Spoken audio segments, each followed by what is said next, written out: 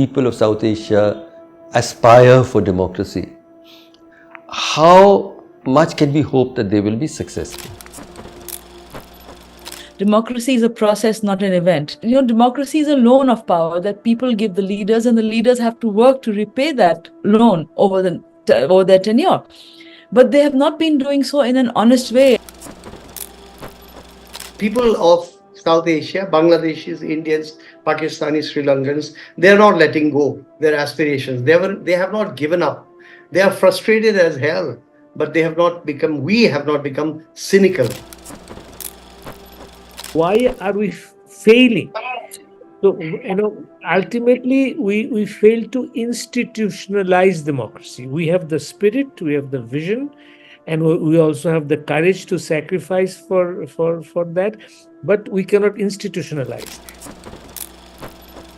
Indian interference into the internal politics and internal affairs of smaller countries around South Asia is also a factor for the lack of institutionalization of democracy without taking away blame from ourselves.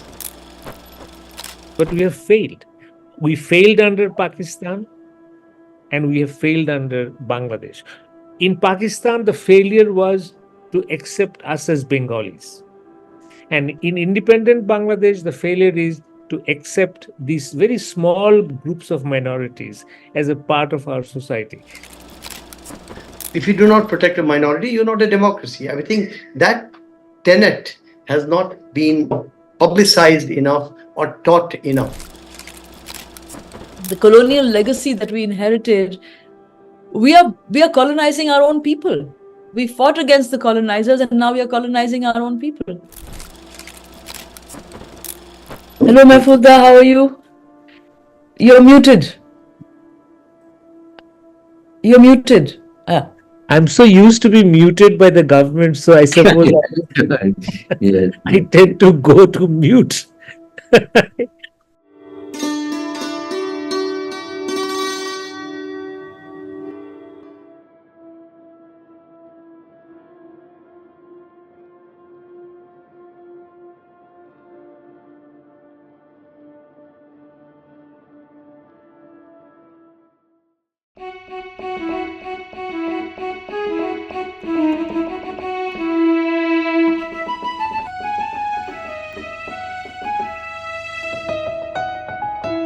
Salam, Namaste, Zindabad, friends. In this new episode of DAAGH, UJALA, we are actually moving from our earlier episodes about India to South Asia. The theme is autocratic rulers and people's resistance, democracy in debt in South Asia. Of course, we'll be looking most closely at Bangladesh, we'll be looking at Pakistan, India, and we have one participant here who will actually probably take us to other parts of South Asia as well. So we have a very wonderful panel here. Let me start with Beena Sarwar. She's a prominent Pakistani journalist, artist, filmmaker, peace activist. She's the editor of Aman Ki Asha, which many of you might have heard about, but also co-founder of the South Asia Peace Action Network. Most recently, she made a film about Sri Lanka. It's pro-democracy uprising called Democracy in Debt, Sri Lanka Beyond the Headlines. And it is really from her film that we've taken the title of our episode today. We have next Mahfuz Anam. He's the editor of the Daily Star, one of the widest circulating English language newspapers in Bangladesh. He's one of the most senior and respected journalists in Bangladesh, committed deeply to secular democracy, a brave critic actually of both the leading regimes that have come from time to time. And then we have Kanak Dixit, who Kanak Dixit is a leading public intellectual of Nepal, but indeed of South Asia. Journalist, writer, including of children's books, incidentally, democracy activist, and founder of Himal magazine, which was, I think, the first South Asian publication. So wonderful to have all of you here. So what has brought us together today is the sense of hope that the uprising in Bangladesh gives to all of us. Because South Asia is perhaps 1/5 of all of humanity. But in country after country, we see democracy deeply threatened in multiple ways. But we've also seen people's resistance. And in today's discussion, we would really want to cover both the challenges to democracy in our respective countries, but also to the resistance, and then the prospects for the future. So let me start really with the question about what does democracy look like in our respective countries? How real is democracy itself?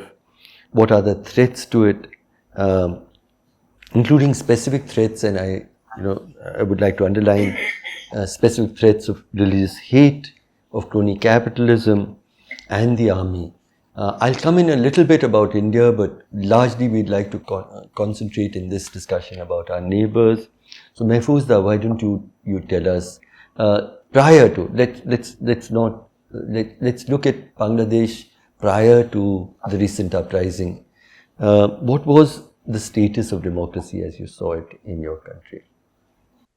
I think Bangladesh is a story of missed opportunities, of people struggling and going to really on the verge of a democratic system, and then we are sliding back.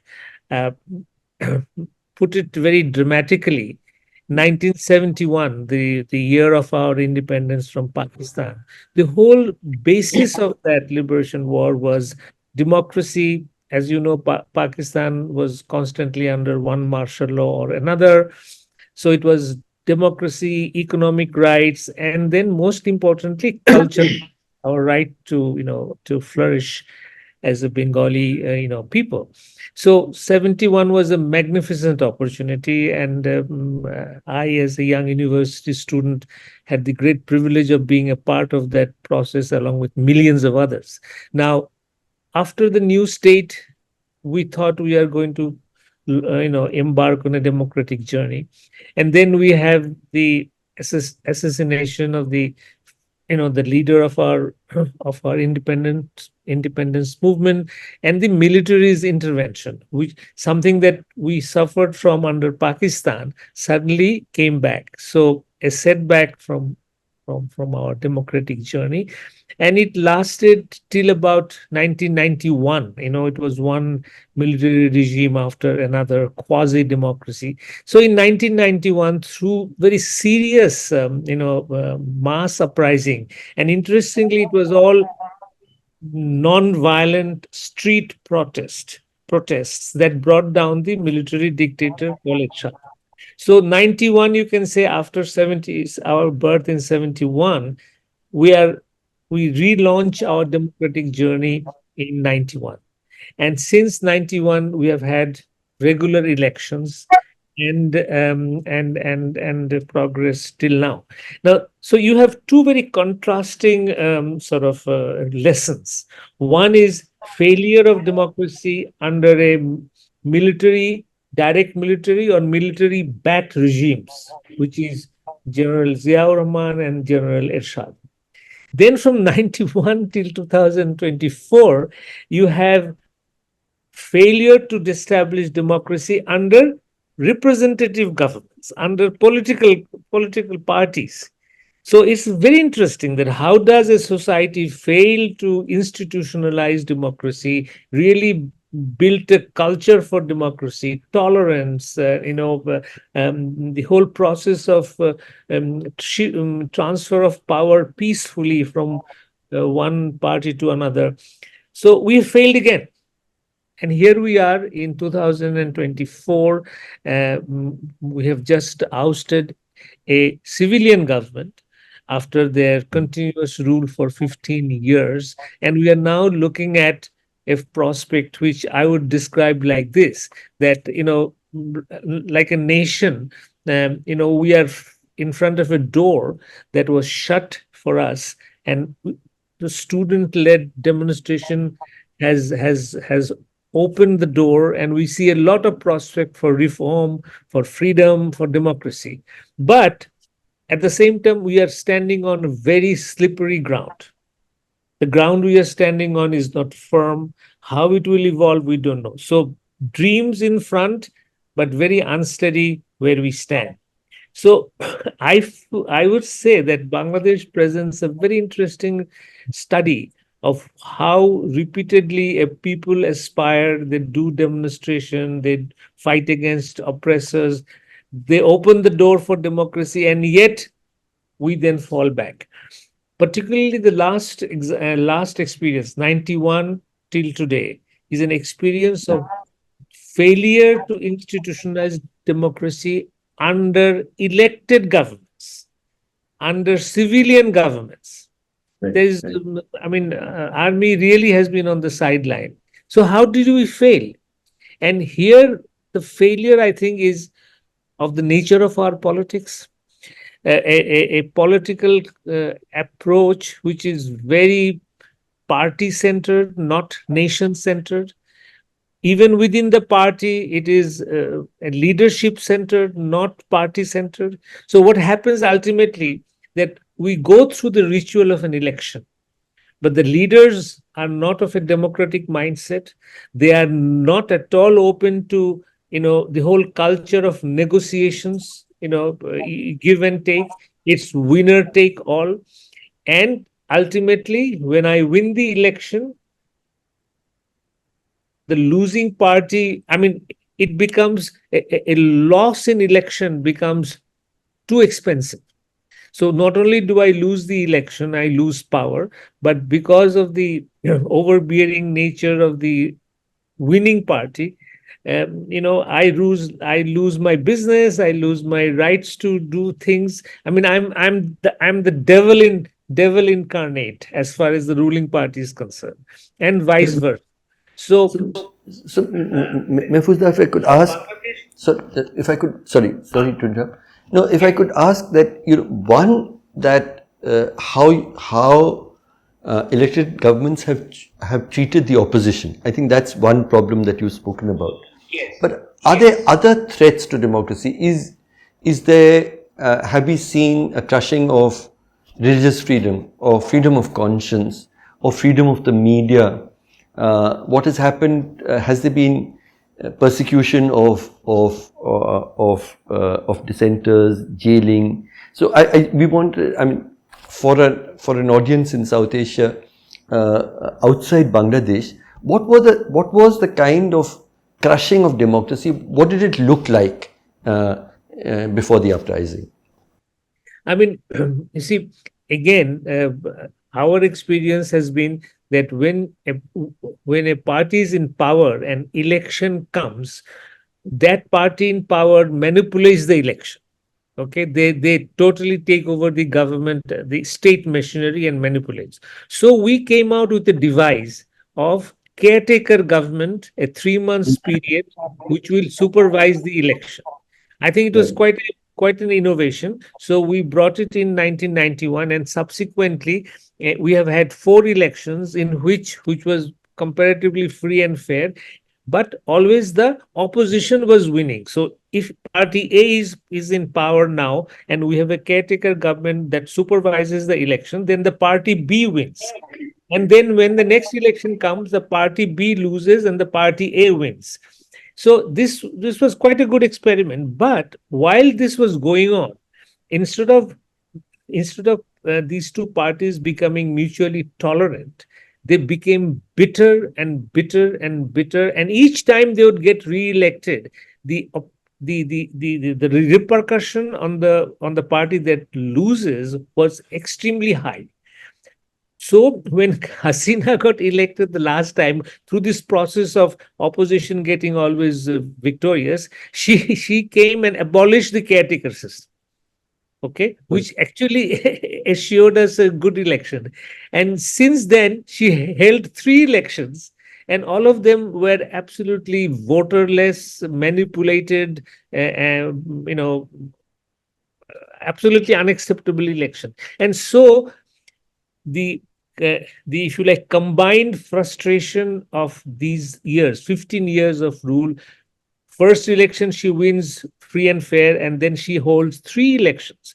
I mean, just to give you an idea, that a person who became 18 when she came to power, that person is now 33-year-old, hasn't had a chance to vote, because Wow. 3 elections that were held, it was all manipulated. So you go to the booth and you find out your vote has been cast already. They say, "Acha, ab ghar chale jaiye, go home and rest. Use it a holiday. Your vote, your national duty has been performed." So I mean, it is really, I think, deserves a lot of intellectual effort. That why does it fail like this? Why politicians who struggle, who suffer many years in jail, but when they get to power, they put their opponents into jail. You know, I don't know what to say, but So, I find it. so you've seen stolen election after election. Beena, Pakistan, when we look at Pakistan, Pakistan right up to, if I'm not mistaken, up to 2013, no elected government ever completed its term without the army taking power. But all over the world, we are seeing democracy dying now less and less, through the gun, but more in the shadow of the ballot box itself, where you have ostensible elections, but the army plays a role, big money plays a role. Pakistan recently saw an election and we'll talk about that a little later, what did that signify. But until the election that we saw recently, what was the state of democracy? Did Pakistan have a democracy at all? What were its limitations? What were its challenges? If you could briefly tell us. Thank you so much, Harsh, and thank you so much, Mahfuzda, for your outline of the problems in Bangladesh. And actually, I think it is incredible that our two countries, which split up in 1971, and my father, who was a medical doctor who led Pakistan's first student movement in the 50s, he always said that is the best thing that the Bengalis did, because and when he led that student movement, it was also including in East Pakistan, they had their solidarity. But I see these incredible parallels, and you said several things that struck me that I see.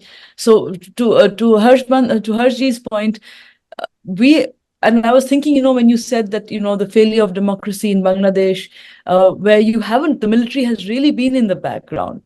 Now, in Pakistan, that has not been the case. So we have a kind of an excuse. Like, and in India, like, what's your excuse? In India and in Bangladesh, what's your excuse? We have the military behind all the things. Everybody knows that. Now, we also know that the military has realized that it cannot just be overtly a military dictatorship. There has to be a constitutional cover. So they have given the constitutional cover every time by allowing elections, by holding elections. And then I've seen these incredible parallels with Bangladesh, and I'm really interested to know, and I don't know the answer to this, but did Pakistan start the caretaker system first, or did Bangladesh? Because we also have this caretaker government system for 3 months. We would like to flatter ourselves by thinking that we did it first. You did it first. We did. This is got to find out 1991, because I think that we've had from my memory, when we've had because we had we also had these other parallels. You had a General Zia, we had a General Zia. Benazir Bhutto led a train march, and Khalida, sorry, was it Khalida or the other one who led a train march? Hasina. Hasina, the daughter of the politician who was deposed by the dictator, led a train march in both countries at about the same time, if you remember. Benazir Bhutto did that train march, and Hasina did the train march, and both of them were fighting dictators called Zia. So how strange is that? And so our General Zia was there from 1977 to the time that to 1998, I think, when the plane no, sorry, 88 from 1977 to 88. Our General Zia was there 77 to 88. Then we had this period of what I call democracy musical chairs for 10 years, where Nawaz Sharif's government came, was overthrown by the military-backed establishment. Then Benazir Bhutto's government came, then Nawaz Sharif's government came, then Benazir Bhutto. Then Musharraf came and said to end with all this. And for the next 10 years, he was in power. And then he held these party-less elections. I like what you said, voter-less, party-less elections. We've had that system as well in Pakistan. And to your point about, Bangladesh, split up from Pakistan, with these democratic aspirations, and wanting to show that we and they actually did a really good job in many areas, in health, education, women's empowerment, and stuff like that. So in 1971, the population of Bangladesh was in clear majority. I think it was 70 million or something. Pakistan was 35 million, 40 million, something like that. I don't remember the exact figures. And that is one reason why the Awami League, Sheikh Mujibur Rahman's party won, because of the sheer population numbers. Now, just 20 years, less than 20 years later, I think in 1991, Bangladesh's population was already less than Pakistan's, because that was one thing that Bangladesh right away did, get the numbers. And so now Pakistan's population is 220 plus million, mashallah, and Bangladesh is like 170. Yes. So it's really gone in different ways. So we've done all these things, but we have this. And to Harsh Mander's question about the elections, so we have, I think the most free and fair elections we had probably were in 2007. So we've had a system of uninterrupted democracy. And like I keep saying, democracy is a process, not an event. And also, it's not just about elections, check, and then, elections are held, check, and that means you have a democracy. No. A democracy obviously means, that I talk about in my documentary also, and thank you so much for using the title of that. I'm very honored for that. That democracy is a loan of power that people give the leaders, and the leaders have to work to repay that loan over their tenure. But they have not been doing so in an honest way, as Mahfuz has so clearly outlined in your opening comments. So I think it is very much the same situation in Pakistan. But I think because of the military's more overt role, it is seen slightly differently, but otherwise it sounds exactly the same. So I don't know the answer to those questions. And I think that, as I tell my journalism students, that sometimes it's more important to ask the questions. We don't always know the answers. Yeah. No, thank you, Beena, and the parallels are actually quite uncanny of our journeys, which really brings me to Kanak. Kanak, you're sort of passionately almost a missionary for South Asians to look at themselves as South Asians. So taking that, larger vision of across the boundaries, democracy has had a troubled history in each of our countries. India sort of joined somewhat later, but we've had troubled histories with democracy. How do you understand why has this part of the world struggled with establishing democratic states, and where do you see the problem? Well, Harsh, thank you for this, and hello to Beena, originally from Lahore, and I'm sure right now you were there recently as I'm well. originally from Karachi, Kanak. I'm originally from Karachi. Karachi. I'm an All right, honorary all right. Lahorian. Yeah. Okay, that's when I knew you from Lahore, back when you were a Lahorite. Um, and Mahfuz over in Dhaka, and myself here in Kathmandu, and Harsh over in Delhi. This is about as South Asian, or at least North South Asian as we could be, and very happy to be here. Um, I would say, going back to the title of the series that you run, DAAGH Ujala, um, it's a question of aspirations, never to be satisfied, and always to look to better your conditions of pluralism and democracy. I think that is what signifies South Asia as a whole for me, because this blighted light, this tainted light, this is not the morning that I had expected, as we had expected, is what Faiz Saab wrote. And that will apply to every country of South Asia, every society of South Asia. Yet, if you look at, if you look around the world, South Asia today has a fourth of the world's population. India itself is the largest country in the world by population. But the democratic aspirations here are alive. We may not always be a full-fledged democracy, and maybe that is a tainted light. It'll always be a tainted light for us. But I feel that the democratic aspirations of all of South Asian peoples have always been in the forefront. You do not find this in China. You do not find in most parts of Southeast Asia. I will not speak for much of Africa, but Latin America seems to have this aspirational democratic values alive even while they go through the worst times under dictators. So, firstly, the good news is all over South Asia, from Balochistan to Bangladesh, to from the northernmost tip of India to down to Sri Lanka, democracy is alive in the heart and minds of people. But then there are histories that we have already heard from Bangladesh and Pakistan. Nepal is in a kind of a similar trajectory, but never as fortunately, never having to be as violent as some of these movements have been elsewhere. But I think we will be denying ourselves the right of open conversation if we in the neighboring countries did not also look at India and worry for the democracy in India, which I'm sure Harsh will get to. But this is the point I make about being South Asian and having a South Asian conversation, is to be able to critique each other's societies with full confidence of being received as a positive spirit.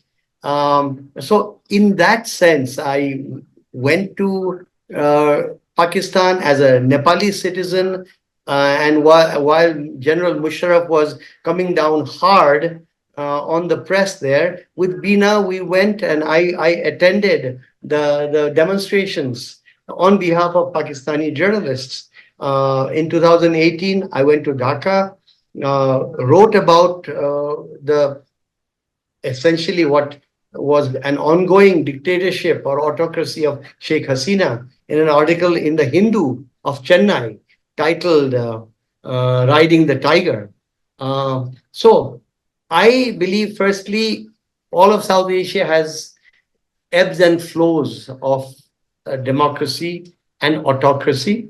India is going at this time through the flows of autocracy, if you don't mind my saying so. I'll talk about Nepal if there is time, but I think we should mostly focus on the other countries as billed in this program.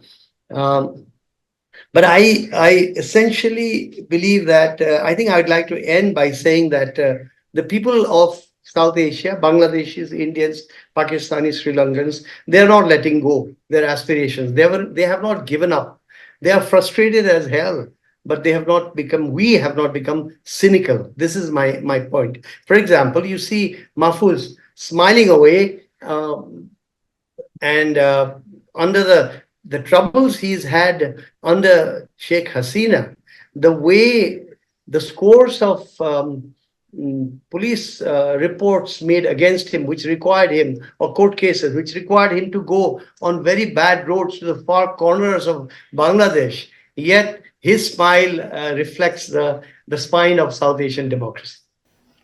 That's absolutely lovely, Kanak. I think that, that's, I think what brought us together in this conversation is the fact that the people of South Asia in each of our countries are resisting the assaults and the violations of their rights as citizens of democratic republics, secular democratic republics.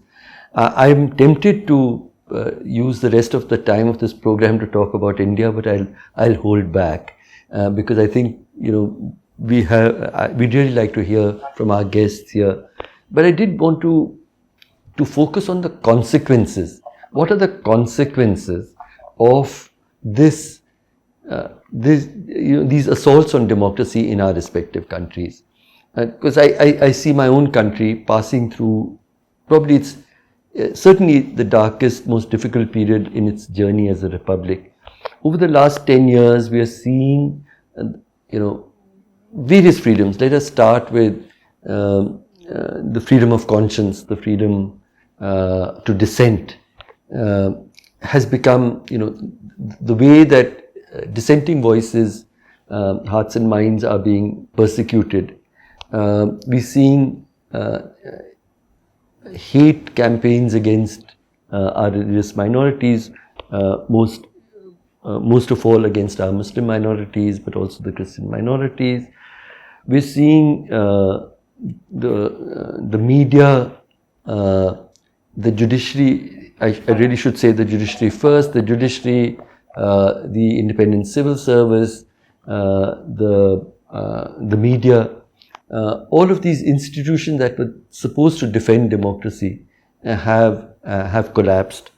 We're seeing a huge rise in crony capitalism has reached a completely different level where we're really entering into a phase of oligarchy, not very different from what we see, say, in Russia. So that's as much as I want to say about India. Really, I wanted to, what I'm asking each of you, starting with Mahfuz, is what has been the state of these freedoms? What has happened to religious freedoms? What has happened to minorities? What has happened to the voices of what has happened to dissenters? What is the state of the judiciary? What is the state of the media? What is the state of civil society in your countries? As we have the rise of autocratic rulers and stolen elections. What does it mean for people's lives and freedoms in your respective countries? Mahfuz, if you could start. I would like to begin with a reference to Kanak's point. I share his observation that democracy is in the hearts and minds of South Asians. I mean, we are constantly fighting. The issue comes that why are we failing? So, ultimately, we fail to institutionalize democracy. We have the spirit, we have the vision, and we also have the courage to sacrifice for that, but we cannot institutionalize. In my view, the problem with Pakistan is its military's involvement. And, as part of Pakistan, my father was a minister in Mr. Sarwar's cabinet back in 1956-57. And the role of the military, it's always there. And also, other thing is that your what should I say, your raison d'etre, your almost like your purpose for existence is to fight for Islam, which means that it has to be anti-Indian. So anti-Indianism is a very, very important part of your psyche, which helps the army constantly to use the resources to build itself. So Pakistan got stuck, in my view, on this military's relevance to the economy, society, power structure. Now, we in Bangladesh, just think of us. We separated, I mean, this part, we separated from the British under the flag of Pakistan. So independence one.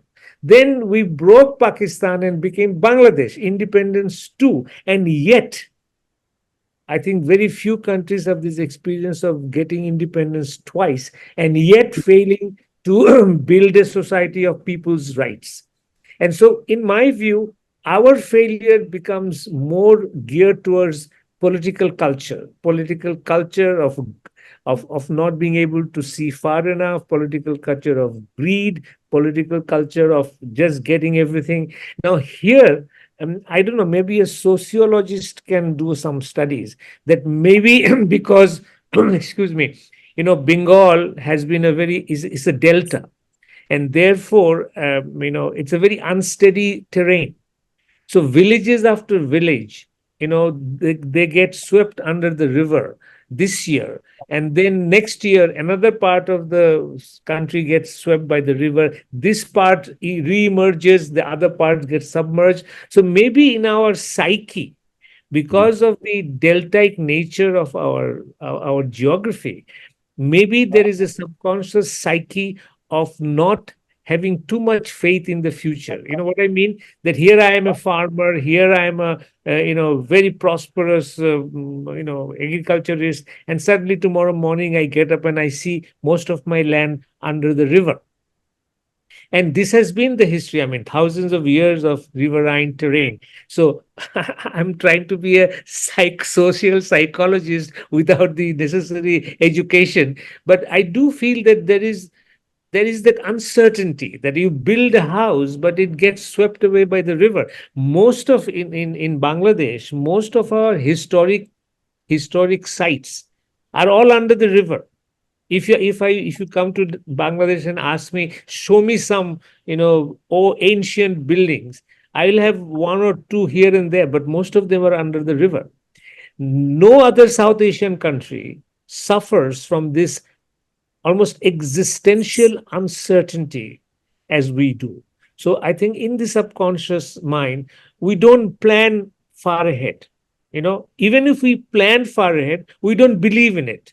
So when I'm in power, I don't believe that this will continue. So I quickly try and misuse the system to gather wealth, abuse the system. So I don't know if I'm making any sense to you, but I have asked this question many times, that why do we fail to institutionalize the system? So we build the police. So when I'm in power, I misuse the police and make them a wing of my party.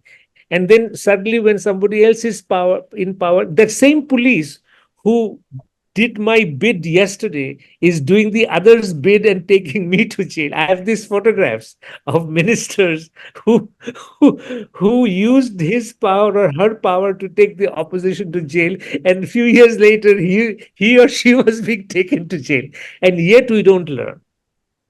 Coming back to the question of religion, I'm afraid that we haven't been able to build a society of tolerance as we should have.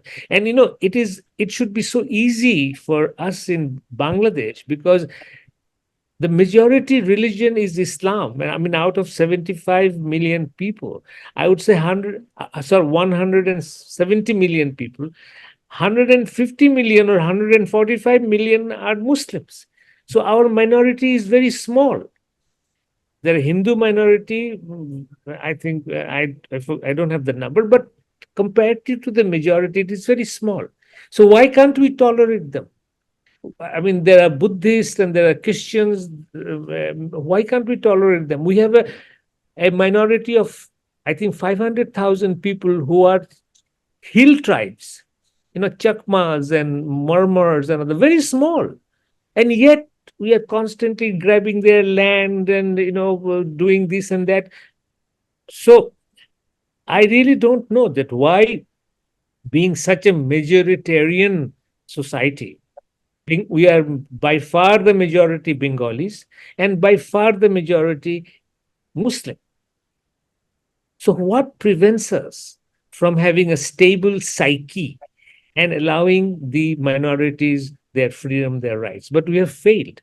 We failed under Pakistan and we have failed under Bangladesh. In Pakistan, the failure was to accept us as Bengalis. And in independent Bangladesh, the failure is to accept these very small groups of minorities as a part of our society. So, I mean, Harsh, I'm sorry I'm raising the issues, but I really don't have any answer. No, but it's important, as Beena was saying, it's important to acknowledge these challenges. I see that one of the most sort of real and present dangers of autocratic governments in all our countries is the targeting of minorities and a politics of hate that we are seeing rise. And it's not simply the numbers. It is in India has 14% Muslims. We have 200 million Muslims in India, which is larger than you have in Bangladesh, certainly, and nearly as large as you have in Pakistan. And yet we are, we're reaching a point of when their right to be equal citizens in this country is under grave challenge. Beena, if I can come to you just on this question, tolerance. Mahfuz spoke about tolerance. I don't like the word tolerance. I mean, why should we tolerate each other? Why shouldn't we celebrate the fact that we have, India is a beautiful country despite everything, because we have people of every religion in the world came here, made this their home, contributed. We have our culture, our language, our dances, our literature. Everything is so enriched by the diversity we have. So let's celebrate our diversities. And yet, on the other hand, we have this idea that in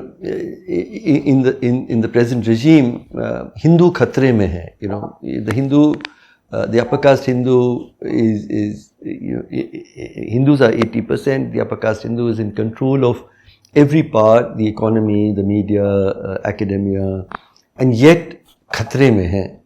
Pakistan is a really extreme example, if you really think, because now I think my figures are correct. 96% of the population is probably Muslim, 1 or 2% are Hindu, 1% is Christian, 1% is Ahmadiyya. Phir bhi khatre mein hai. I mean, you're 96% and phir bhi khatre mein hai. Where does this? How? Asking again, Beena, what are the consequences for vulnerable populations of this failure of democracy? So that's really interesting, the phrase you used, Hindu khatre mein hai. So my father, who I've just mentioned, who Kanak has met, and he was a student and he was going around the country at that time. So this is 1950 or 51. So they were being attacked by the Jamaat-e-Islami wherever they went, because they were proposing, students' rights and people's rights. And so he wrote, and this phrase stuck out with me. He says, whenever a movement gathers power, something I don't remember the exact thing, but they come up with this phrase, Islam is in danger. The country is in danger. And he said, but what is actually in danger is their own dirty and selfish leadership. This is 1950 is still exactly the same. Every time exactly the happens, same. Yeah.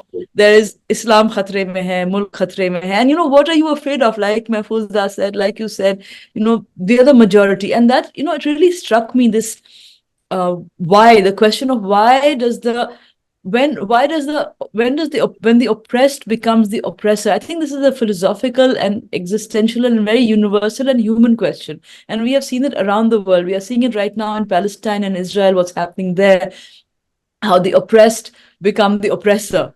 And I've seen this in the Shia Sunni thing, where my mother is a Shia and my father is a Sunni. So that makes me, I believe, a Sushi. So I read this somewhere and I thought it was a good one. But I remember my aunt who passed away a few years ago. There was a situation where some Shia activists were ganging up against a Sunni activist who had said something that they found quote unquote offensive.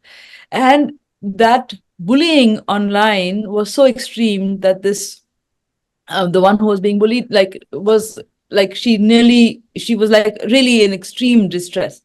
And I was telling my aunt who was in Australia, she was ill, and I went to see her, and like I said, she was Shia, and I said, "Okay, there's these," and she said this at that time, and it really struck me that people who are the oppressed, they should know, and they should, when they are in a position of power, why do they do exactly what they have accused the other side of doing? To your point, Mahfuz, about the police taking away, and probably the photographs might even show the same police officer who's a more senior now in the next time to do that. But so I want to tie two things together, and I'm articulating this as I'm thinking, because one is this historical universal thing of human beings wanting to establish I am right, my religion, my culture, that will be the majority, that you have to conform to that or else. Now we're seeing this all over. We're talking about particularly South Asia. So you have this majoritarian tendency. And to Harshji's question, like, why can't we live and let live? And I agree with you. I dislike the word tolerance, because why should we tolerate? Why don't we celebrate? And that is what we are trying to do at South Asia Peace, where Kanak has also been involved since we started in 2021. And also to remember that we've had these kind of uprisings like we've seen in Bangladesh, and Mahfuz are very well put out that Bangladesh, and as like our friend Khushi Kabir says, Bangladesh is a country that's made of movements. You cannot keep a movement down in Bangladesh. And I think that's the case with all over South Asia. I think those are some of the points I wanted to share. And one last point I want to make is that, about to the point of policemen and all that, and the way that we are, to your question of why the colonial legacy that we inherited, we are colonizing our own people. We fought against the colonizers, and now we are colonizing our own people. Thank you, Beena. There were lots of strands, and I hope we have one more round after this and we'll pick up some of them again. But Kanak, on the question of minorities, I mean, I've often said to you that if there's one South Asian institution for South Asia that I would really like to see develop, it is a South Asia Commission for the Protection of the Rights of Minorities.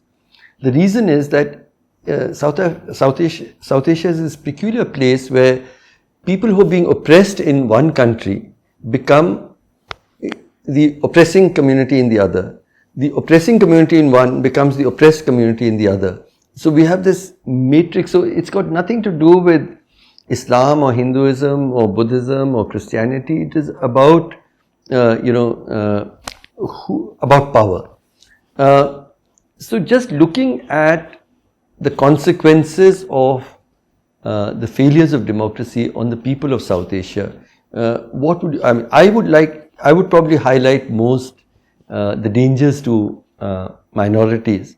Do you agree with that, or what are the other dangers? I agree with you totally, because we are indeed talking about democracy in debt in South Asia, also taken from the documentary just made by Beena about Sri Lanka, documentary, Democracy in Debt. You cannot have a democracy that is only a plural democracy where there is majority vote. The flip side to that always is protection of minorities. Without protection of minorities of any kind, it could be the Baloch in Pakistan, it could be the Shia in some other society or some sub-society, it could be the Madhesi of Nepal, or it could be the ethnics of Nepal, or it could be the Tamils of Sri Lanka. If you do not protect a minority, you're not a democracy. I think that tenet has not been, uh, publicized enough or taught enough. Without a doubt, what you said is true. I would say that, picking up on some of the earlier conversations as well, as I respond to you, tangentially and otherwise, I wish we have achieved a time where you did not require courage at the hustings or courage on the ground to fight for the minority. Because the state and the state establishment let individuals come forward, and of course, we applaud them. But that is not good enough. The state itself and the overall rulers should also imbibe these values, if nothing else, for the sake of being embarrassed. I give one example. Again, back a long time ago, after Babri Masjid was demolished in Uttar Pradesh, visiting Lahore, I think it was, and yes, Lahore. Mubashir Hassan was the finance minister earlier on, and I remember the story, having met him, also heard from him, of having gone out on the street to stop the demolition of a Hindu temple. Am I right, Beena? Beena is not there right now, but this is what I remember clearly, an individualized courage. And Harsh, you also symbolize such individuals around South Asia. And where we have really failed is not making this a community-wide or a province-wide or a country-wide value system that the politicians and the autocrats as well as Democrats have to follow. In that context, I want to pick up what Mahfuz said earlier about a question about why have we not been able to institutionalize democracy? Why do we have to constantly fight for it? And when I say institutionalized democracy, of course, I mean, as you rightly mentioned, Harsh, protection of minorities is part and parcel of democracy. I would say one of them is ultra-nationalism being used by the rulers in power. They may be democratic, they may be autocratic, but they will use ultra-nationalism. And if you have ultra-nationalism laced with faith-based fundamentalism, then that is much more longer lasting, much more violent, and much more capable of calming down the populace of hundreds of millions, if you will. So that is one. The other is the sheer power of the military, which we see the people of Pakistan suffering under again and again. Then there is the majoritarianism in each of our countries. That is also stopping the institutionalization of democracy, as we have talked about. In a place like Nepal, there has been the king. Now the kingship is gone, but the kingship has also seen it in its interest never to let go of the real power to the Democrats. Then you've got weakling scholars all over, because we don't have good scholarship from school onward to colleges. The courage required to look at oneself in the mirror every morning requires, some people are instinctively have that power. Most people need to be taught and study, etc. But we don't have good, especially when it comes to history, geography, philosophy, the liberal arts, arts and sciences, humanities. We don't have it. That's another reason. But one point I have to mention here, of course, is foreign interventionism also weakens our democracy and keeps it from being institutionalized. And there, as we speak, we know of Indian interference in Bangladesh. I know of Indian interference in Nepal, and there will be other more perhaps insidious interferences going all the time among the other capitals and countries. But for now, we should say that Indian interference into the internal politics and internal affairs of smaller countries around South Asia is also a factor for the lack of institutionalization of democracy, without taking away blame from ourselves. Keep that in mind, never to take the blame away from ourselves. It is there. I would just say India, Harsh, has for decades been an exemplar. India remained democratic for a long time because, unlike Pakistan, where Muhammad Ali Jinnah died a year and a half or so after independence, whereas Nehru ruled on for 16 years or more, allowing time for the new democracy to stabilize. That's one reason the momentum of Indian democracy kept going till the Modi years, in my view, with an aberration during the Indira Gandhi years with the emergency of 75, 78. India was the aspirational state for the surrounding regions. I mean, the states might be at loggerheads, the governments might be at loggerheads, but the scholars and the activists from Karachi to Dhaka to Kathmandu to Colombo looked to India. But then, like you did allude to, Harsh, so much of Indian intelligentsia has fallen under the BJP RSS onslaught that, in a way, we are now having to say that we make or break our own societies. We can't look at the glory of India and think that we'll just copy that, because there is little to copy for now. No, I think I think that's true. There was this poem, I think some poet in Pakistan had done this poem where he kept saying, "Ke aap to hamare jaise hi nikle." He was talking to Indians. We thought you were different, but you turned out to be just like us. I, May I make a comment? Yeah, please. Sorry. Yeah, please go ahead. I'm just saying that India, as Kanak said, India was in many ways our aspiration. I as a journalist looked up to the Indian media to learn from, to advance my own professionalism. But look where it has come. In fact, if I may be a bit provocative here, that in 1947 we partitioned India on the basis of religion, and now in India has gone back to 1947. And you are basically reviving the sentiment that partitioned India. I mean, if Jinnah needed anybody to prove his two nation theory, then BJP is doing that right now.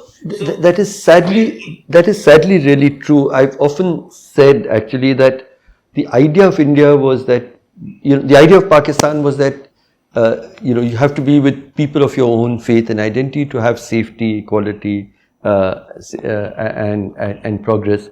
The idea of India at its best was that don't look for samenesses, respect difference, and that is the way to safety and so on. But today we're looking at a time where it almost seems like the BJP is trying to prove that Jinnah was right, Gandhi was wrong. That's the irony. Yes. Okay, no, but here I want to again make I have tried to understand that why after so many years India is turning. I mean, not all of them, but majority voters turning into Hindu ideology. Still not the majority. Okay, still not the majority. I'm saying. But there is some lesson to be learned here. That why India, having advanced so much, is now going back to that. I feel that the secular world missed out here, that there is a Hindu heritage that Indians were prevented from, if you like, exerting or telling the world that we have this huge heritage, going back thousands of years, which under the rubric of secularism, we were not being able to enjoy or exert or announce to the world. I think the secular India missed out on that. And on the basis of that, the resurgent Hindu came. I also feel that the secular Muslim society, in a way, missed out on the fact that there is a lot of Islamic heritage to be proud of. And being proud of a heritage is not actually becoming, like religious bigots. I can be a very proud Muslim without being, a fanatic in any sense. So India is now proving at least I'm trying to read it in the best possible manner, that the secularism of India from 47 onwards basically suppressed a desire among a majority Hindus who wanted to tell the world about their own heritage. And it was taken advantage of by BJP, and now they gave it an extreme view. But there is some things to be learned from the BJP's rise in India. I do feel that, I often think that for India, if there were two people who were willing to give their life for people of the other religion, in defense, it is Mahatma Gandhi and Maulana Azad, who were deeply religious. And the two people who fought for a religion-based state, Savarkar was a self-professed atheist. Jinnah Sahib was not a practicing Muslim most of his life. So it had nothing to do with religious belief. It was something else. And I think we need to, and in the left, we've not been sufficiently cognizant of the difference between, that religious faith is not in itself something that you have to, that is opposed to the secular idea. In fact, religious belief can be the foundation of your secular beliefs, which is the interesting thing about. But I think, I'm sort of tempted, but there's one central question that I had left, which I wanted all of you to speak to me about. We really gathered here in celebration, as I said, of the resistance of the people of Bangladesh, very inspiringly, to autocratic governance. We are seeing different kinds of resistance. The recent elections, both in Pakistan and in India, do reflect a resistance to the same kind of hate-based or autocratic governance. So, the worry, though, is that we do have, say, the Arab Spring, the memories of the Arab Spring, which came with similar kinds of hope, but it was a movement that got taken over and completely, its entire spirit was crushed with dictatorship, and that also a religious fundamentalist kind of dictatorship. So, what are the hopes for the resistance, that the aspiration? And I think probably the finest thing that has been repeatedly said in this discussion is that the people of South Asia aspire for democracy. What is the prospect of that democracy, democracy in its fullness, which incorporates also protection of minority rights and respect for every faith and freedom of dissent and so on? What are the prospects? And most of all, we're really asking for Bangladesh, but also Beena and Kanak. What is the prospects that people's resistance, people's aspiration is reflected in people's resistance for democracy? How much can we hope that they will be successful? I will give a slightly structural answer if you don't mind. Otherwise, we all know the answer. We need tolerance. We need minorities protected. We need long-term sustainability of our democracy, democratic values, etc. I would suggest that, especially for the larger countries of South Asia, and by this I mean Pakistan and India, the unit of governance is just too large. Earlier, Mahfuz said he is not a sociologist, but he took a try at sociology. I'm not a political scientist or a constitutionalist, but I'll take a jab. What I have felt, but I have not really read it other than scholars talking about federalism, I feel that when the unit of governance is a little more manageable, rather than a centralized government in this case, Islamabad and India, but also Kathmandu, Colombo and Dhaka, the flowback or the blowback from society is made remote, and the fundamentalists and the military and the autocrat get to play more than they do in smaller societies. So the only way out is, because we're not trying to dismantle South Asia and its 8 nation states. I believe, and this I call it my structural answer, uh, uh, uh, Harsh, is devolution of power, especially of the larger countries.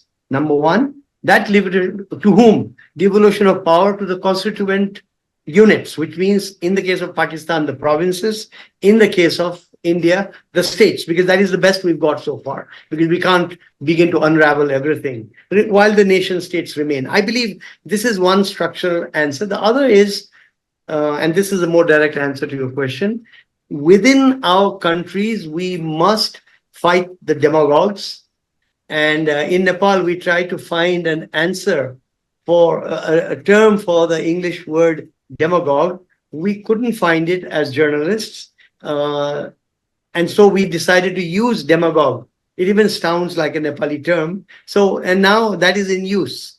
So we protect ourselves within from the demagogue amongst us, and we also prevent foreign interventionism in at least some of our societies where it is relevant. And in the case of Nepal, it is very relevant.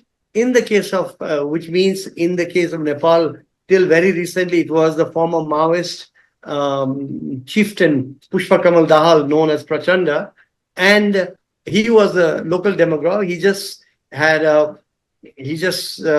fell from grace politically recently. And then there is India. In the case of Bangladesh, there is Sheikh Hasina, and if she's not there, then somebody else who might have aspirations to be demagogic. And then there is India.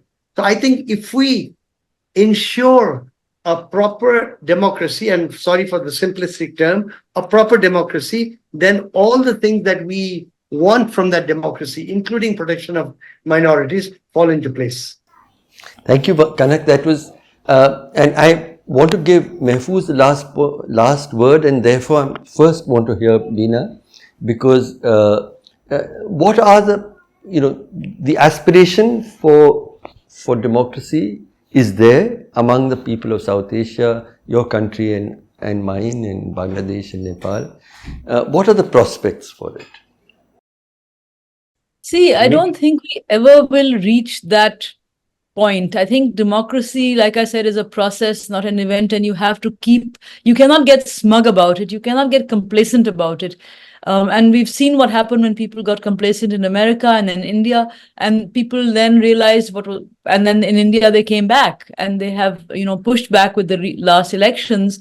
And so it's taken a long time for this situation to get where it is now. It'll take some time for it to get rolled back. But, like I think we said earlier in this conversation, there are ebbs and flows. So I don't think we ever will reach a perfect point. As we've discussed in this conversation, there's no end goal post that, we've reached it, now we're done. It's an ongoing journey. And like, one of my mentors, Rahman Saab, used to say, journey is as important as the goal, or maybe more important. And I think we all are aware of that. That's one thing. Another point I want to make, completely agreeing with Kanak's suggestion for the structural solution, federalism. And actually, that is one reason why India and Pakistan split up, because that's what Mr. Jinnah wanted. He wanted that federalism. And from what I understand of history, it was not allowed at that point. And so that's one of the reasons why Pakistan came into existence. But then, following the pattern of oppressed becomes oppressor, once Pakistan became a separate unit, it stopped. It didn't follow the federalism idea, and it's sort of, there's a very dhakka start kind of a thing. Like, it's sort of like they give a little bit and then it goes back, and then they give, like there was Aghaze-e-Hukuk-e Balochistan, this rights for the rights of Balochistan proposal that Asif Zardari, when he was president earlier, had given. And Balochistan was being brought back into the democratic fold, into a political process. And then there were those who didn't like the way that was going. So then they started the agitation and the militant violence, and it took on a new, became more intense after that. And we've seen I think these aspirations never go away. We've seen it multiple times. We saw it we're seeing it right now in Pakistan. There's a movement going on for the rights of the Baloch people and against the disappeared. And the day of the disappeared is coming up, is August 30th. And we have this issue in all our countries as well, of people being enforced disappearances and all that. and we will continue to keep fighting. We will keep fighting, and we will, have some wins and some losses, but it's an ongoing thing. I think it's not something that we will. But we are going forward. Ever be done with. But we are going. I believe we are going forward, and I think 2 steps forward and 1 step back is still a step forward. So finally, Mahfuz Saab, it's been a lovely discussion. But coming back to your metaphor, which you started with, a door which has been shut for so long has opened up. You're seeing light on the other side. But you're also seeing in the silhouettes, you're seeing the students with all their idealism, but you're also seeing, attacks on minorities, you're seeing sort of hardline Islamist groups, you're also seeing perhaps hidden somewhere is the army. So, with that door, the open door, is it going to bring light into Bangladesh? What is your expectation? What your hope is clear. What is your expectation? What we have discussed so far is the familiarity in our countries and if you like, the factors that we all talked about and we know about. What perhaps is very interesting about Bangladesh and the latest upheaval is the role of the students. I mean, truly, it is a student-led movement that became a national movement, that became an upheaval, and it toppled a very, very powerful, well-entrenched government. Now, Bangladesh is quite rich in terms of student movements, but never before had one been of such magnitude and dimension. So, say, for example, right now, I have an information advisor who is the rank of a minister, whose age is 26. Wonderful. Okay. My editorship is 31 years. So I don't know. I mean, this young man can turn out to be the best information minister we have ever had. I don't know, but he can also be a disaster. So the new factor is the students, and what they have said so far, the ideas they are expressing is quite fresh. Now, truly, with Professor Yunus in the driving seat, the students are very much a part of the power structure.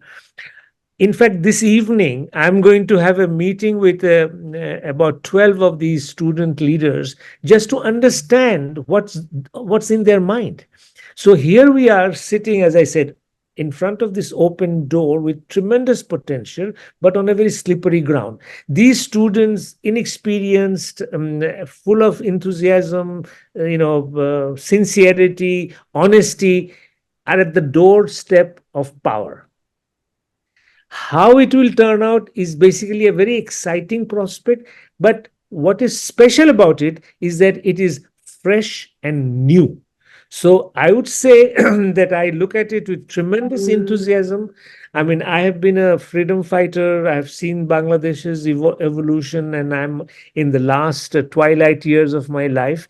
And yet, I feel very enthused by this young group with all the prospect of success, but a tremendous possibility of failure. So that's where we are. Mahfuz Saab, I think that's a very lovely moment, lovely note to end this discussion with. Right through human history, whenever humankind has lost its way, it's always been young people who have shown them the way forward. Your generation and mine, and Beena's and Kanak's, I think we are part of a generation, where our countries in South Asia have lost our way. I hope our young people, beginning with the young people in Bangladesh, are able to show us the way to build a society, a country, a way of life, which is kind to start with, which is kind, which is equal, which is respectful, which is just, and that democracy, our aspiration for democracy, maybe our young people will help us reach closer to that aspiration. So thank you, all of you. I think it was a lovely conversation. I wish we could have gone on for longer, but I hope we meet again as South Asians and maybe have the secularism debate and religion and secularism debate the next time. So thank you so much, all of you. Thank you. Thank you. Salam. Thank you so much. Thank you. ये दाग दाग उजाला ये शब कसीदा सहर, वो इंतजार था जिसका, ये वो सहर तो नहीं।